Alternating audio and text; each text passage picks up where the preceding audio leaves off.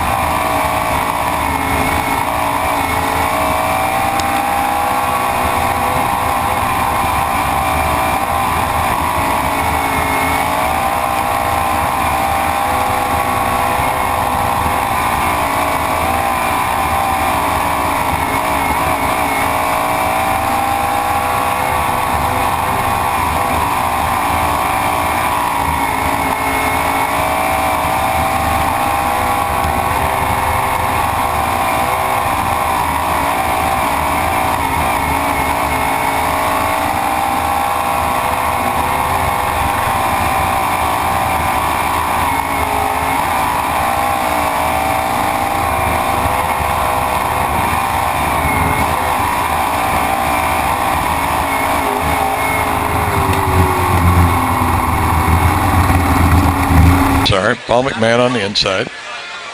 Brad Sweet on the outside as they come around. Remember, they cannot go before the cone, which is right here at the end of the tires or the white fence. They accelerate down the front straightaway, and it looks like Paul McMahon is going to take it down through turns 1 and 2, but look, Sweet's going to come back on him down low. Slides up in front of him. Brad Sweet, your leader, here on lap 1. It looks like, unless something unforeseen happens, he will win this here 3rd qualifying race and will move on to face the winner of the 4th one. Once again, winner Brad Sweet.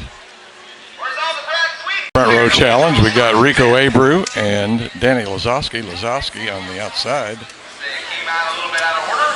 There they go, and they're off. And Lazowski's going to jump out front. Of course, these things are so important. It's only 2 laps, so you don't have a lot of time to make up for a mistake. Lazowski looking pretty good here so far. Abreu running that low side, trying to shorten the track up, but not being able to do too much. And looks like Danny Lazowski is going to be the winner here of the 2nd round. It is Danny Lazowski, your winner. Here's your 4th pair. Brent Hart on the inside and Ian Matson on the outside. idling down through 4. Real slow pace. Now they pick it up. Looks pretty close through 1 and 2. Hart going to slight lead down the back straightaway, and now it looks like he'll pull up in front of Matson. And Hart will lead the first lap. Matson getting a run up high off the cushion. Gets up to the push bar on the back, but he's not going to be able to get it. And looks like Brent Hart is going to be your winner here for the 4th pair. So we'll move on to round 2 now. First pair here in the 2nd round is going to be Dale Blaney on the outside and the black number 1. Inside is going to be Kerry Matson in the 29.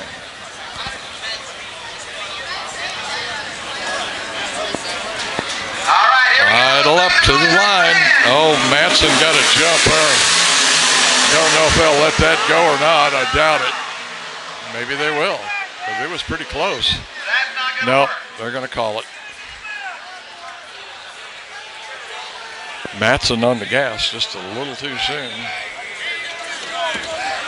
They have to be side by side the white line. No jumping allowed. It's mine now. Yep. Matson does it again, so I don't know what that's going to do. Let it go. Looks like they're going to let it go. Kerry Matson going to lead here. First pair of round 2. Looks like Matson's going to win this easily, as he must have at least a 15-car length lead over Dale Blaney.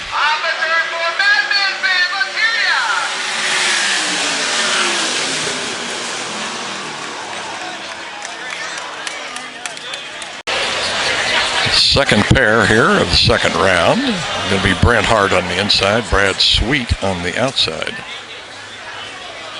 All right, here they come. Brent Hart and Brad Sweet coming to the white line. Close. Should be a start. It looks like Sweet's going to drop down to the bottom side. Hart up top.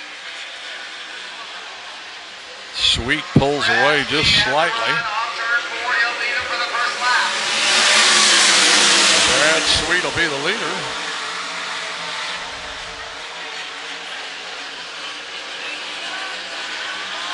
Sweet looks like he's going to win this qualifier here. And Sweet will move on. Hart will be starting in row 2, I think. So it looks like it's going to be Kerry Matson and Brad Sweet to be your final pair. Well, here's your final pair. Looks like it's going to be Brad Sweet on the inside, Kerry Matson on the outside. And the track, I was out walking on it there earlier, and I can't say that one line may have an advantage over the other. It still seems to have quite a bit of moisture in it, so we'll just see. I think that whoever gets off the line first. Sweet's going to get the jump, it looks like. Goes in down low, drifts up onto the cushion. Matson up on the rear bumper there. Being there and getting around maybe something else. Sweet about down a lane, and here comes Matson on the inside. Oh, we got a stander. Brad Sweet's still going to do it. Brad Sweet's going to be your pole setter for the front row. The big cat, Brad Sweet!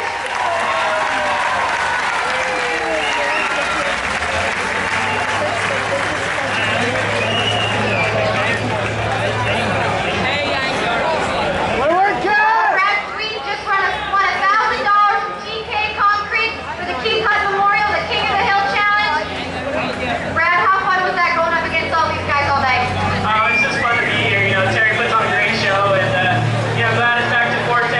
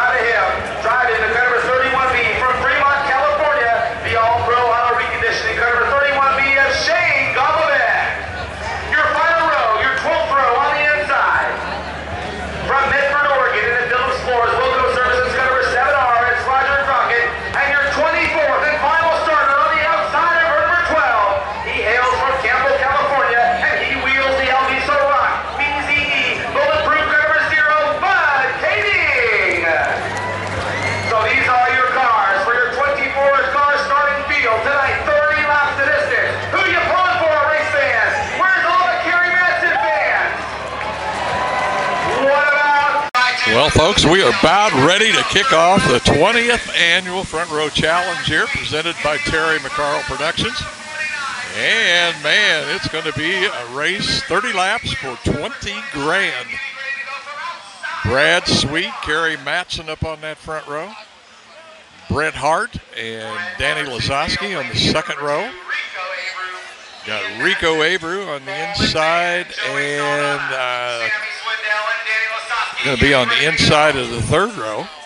They go down the back straightaway. Rico, of course, one of the hottest drivers this year in racing. Coming through 3 and 4 at a pretty slow pace.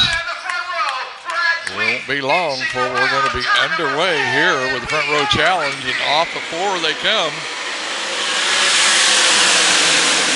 And it looks like Brad Sweet is going to jump ahead right now, gets up in front of Kerry Matson. Danny Lazowski jumps into that third spot, and Brent Hart in fourth. That's your first 4. Matson goes to the bottom. Lazowski up against the fence. Rides along the fence. They're going to bring it down off there. It looks like he will. He'll regain the race. No yellow. Boy, that's going to hurt him there, I'm sure. Now Brad Sweet, your leader out front, got just about, looks like at least 10 to 15 car length lead over Kerry Matson, and Matson with about the same lead over third place, Brett Hart. Now it looks like Ian Matson is into that 4th spot, and that's Rico Abreu in 5th. Your leader off of 4.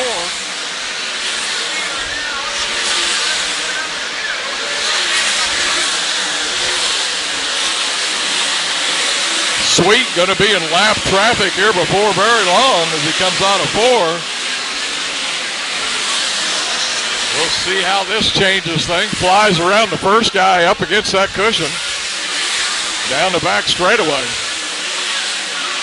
And the lap car is pulling into the infield. He said, I've had enough.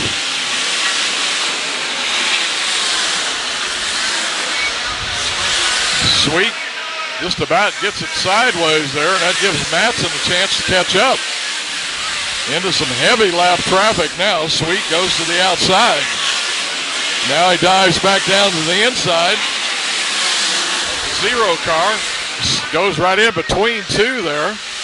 Matson hung up behind another lap car back here as he's still a good 10, 15, it's more like 15 to 20 car lengths now as Brad Sweet stretches it out.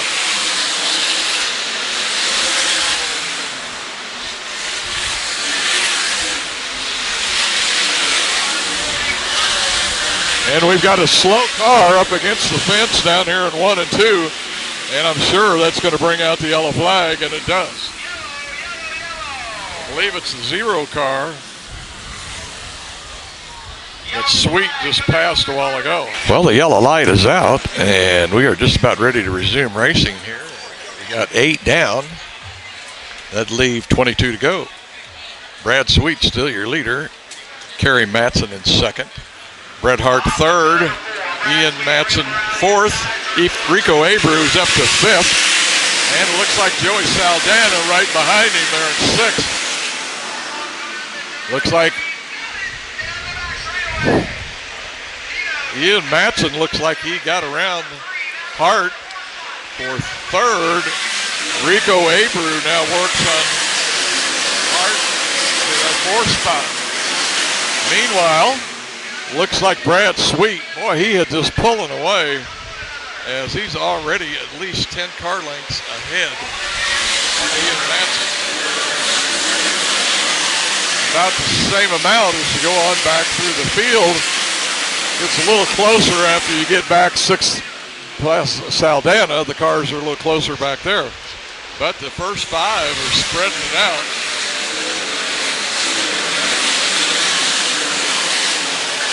Like Swindell making a move. I think that's Paul McMahon. The Swindell tried to get around there in 1 and 2, but couldn't do it. Looks like he's going to close up again on him up in 3 and 4.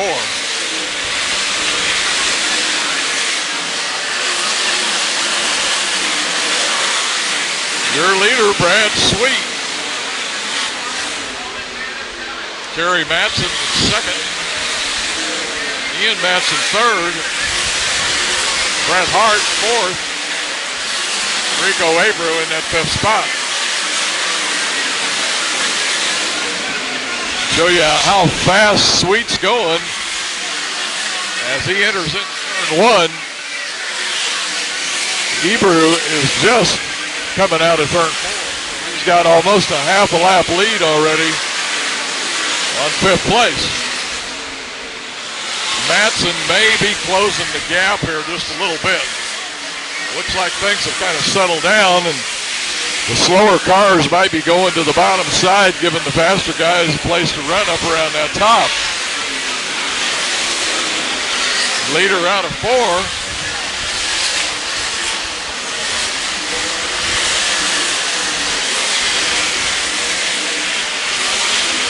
Looks like Sweet opens it back up again over Matson, and now it's back closer to 15 car lengths. Earlier it might have been down to 10. But Sweet on a tear here.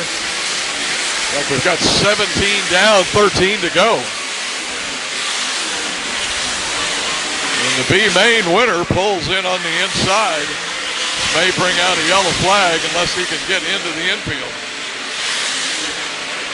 Comes your leader. Oh, that's Joe Saldana, I'm sorry.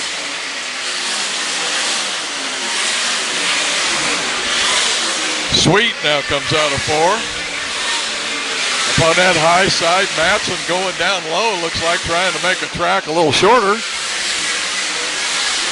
But not gaining on Sweet at all. Sweet continues to set a very fast pace. Another lap car here. Looks like he's going to go to the bottom side, try and get around him. Can't do it. Looks like they nearly touch over there. Now he gets around him on the bottom.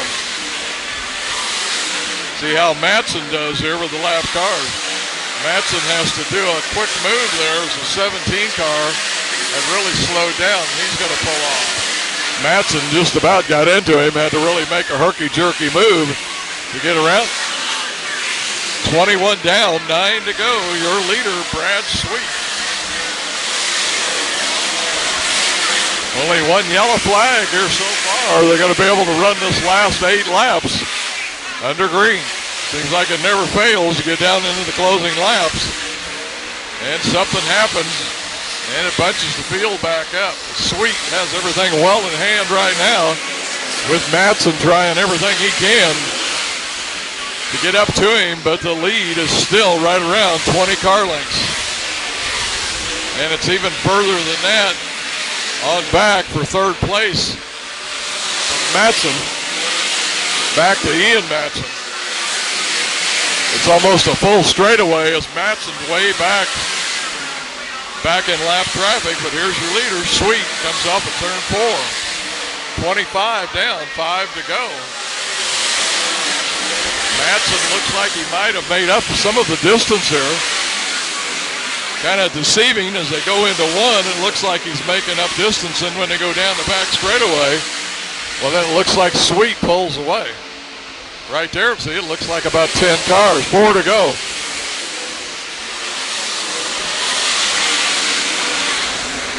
Sweet coming out of 4 here.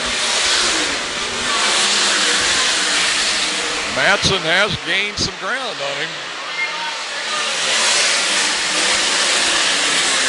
Matson now has it down to about 8 car lengths. Going to be 2 laps to go here. That's 28, 2 to go.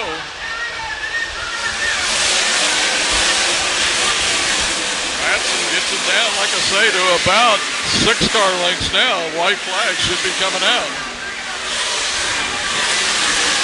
And there is the white flag.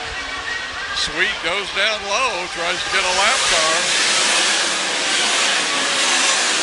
Going to get him this time. Matson up high.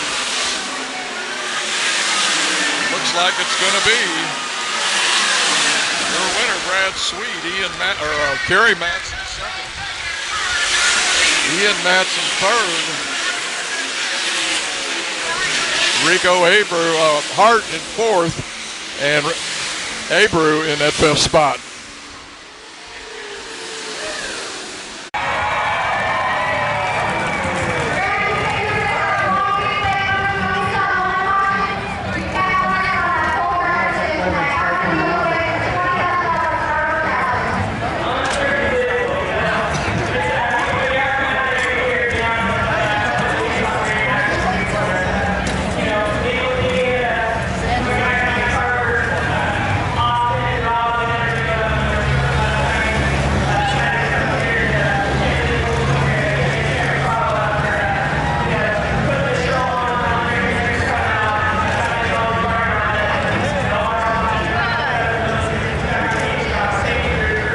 Good job, Cruiser. Looking around back behind me.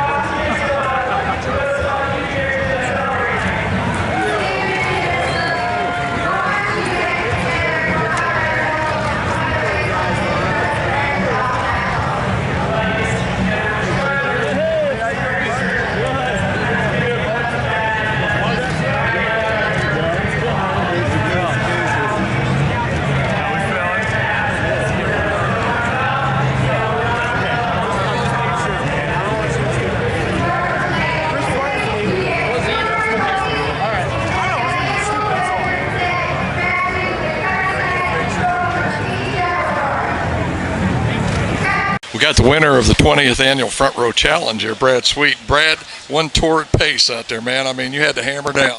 Yeah, car was good all night. Won the King of the Hill, which was crucial to get on the pole tonight. And I knew Kerry would be tough up there, but the Ollie's Bargain Outlet guys gave me a great car, and we were able to hold them all off tonight.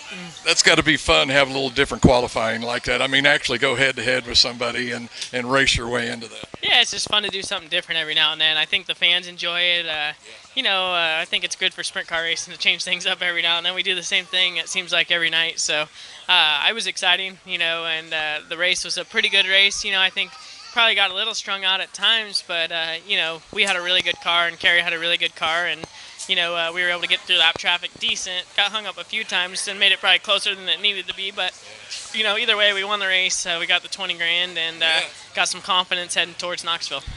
Steaks tonight for everybody? Well, we'll have some tri-tip and some beers. How about that? Anyway, congratulations on a great run, my man. I really enjoyed it. Thank you. Appreciate it. Got the second place finisher here tonight for the Front Row Challenge, Kerry Matson. Kerry, that was one fast race, and man, I just had a tough time keeping up with Sweet.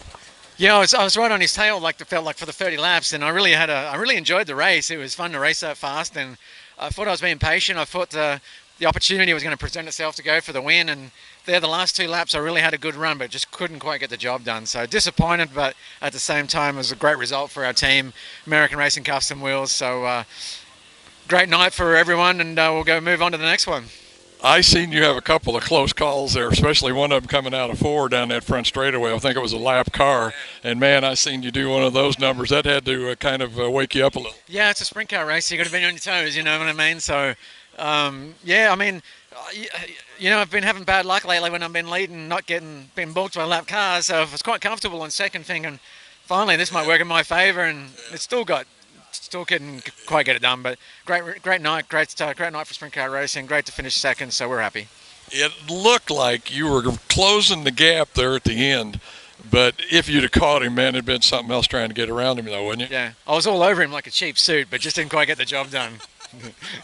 Okay, folks, once again, second place here for the Front Row Challenge, Kerry Matson. Way to go, Kerry, and I guess your brother over there was third? Yeah, so family podium. Shame he went 1-2, but that's a great result. Good for Aussies. Way to go, buddy. Cheers. Thank you a lot. Thanks. Got the third place finisher here tonight for the Front Row Challenge, Ian Matson. Ian started 6th, but got a couple of breaks and made your way up there to 3rd. Yeah, started 6th and had an awesome race car, and passed a few cars and got up to 3rd, and really good run for us heading into a big week. So it's confidence building, which is great for the team, and hopefully we can keep it rolling going into Wednesday night. Almost looked like a perfect track to me. I'm not a racer, but it looked pretty good. Fairly heavy, big cushion. Yeah, it was an awesome track. Great job to Terry and the whole team for providing a track for us to race on. it started off a little heavy and it got really wide for the feature, and you could kind of run it everywhere. So that's all we can ask for. On to Knoxville, like you say, man. A little confidence, ready to go. Get over there and go at it. Yeah, it is. It's great to have a good run for the whole team. It builds confidence, not just for us, but for the owners and everyone back home listening. So, it should put everyone in a good mood, and yeah, you never know what's going to happen, but we'll give it our best shot. Once again, third place finisher, Ian Matson. Thank you. Thank you.